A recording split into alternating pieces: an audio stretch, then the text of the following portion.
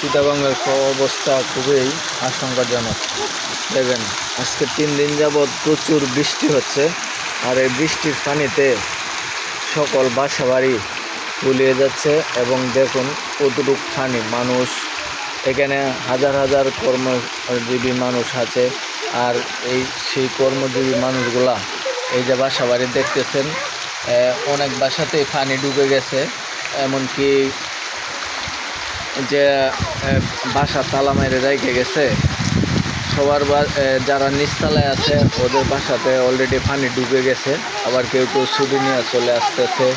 দেখেন কি অবস্থা। এই যে বাড়িগুলো দেখতেছেন, ওরা অলরেডি বাসা ছেড়ে দিয়ে আশ্রয় কেন্দ্রে চলে গেছে। দেখেন কি অবস্থা।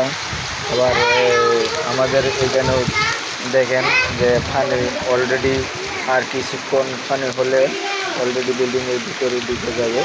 এই দেখেন একবারে সমানে সমানে গেটের, এই যে বাচ্চারা গেটের মধ্যে মাছ ধরতেছে।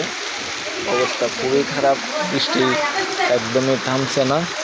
আর সবাই চট্টগ্রামবাসীর জন্য দোয়া করবেন, যাতে পানিবন্দী মানুষগুলা মুক্তি পায়। দেখেন কী অবস্থা।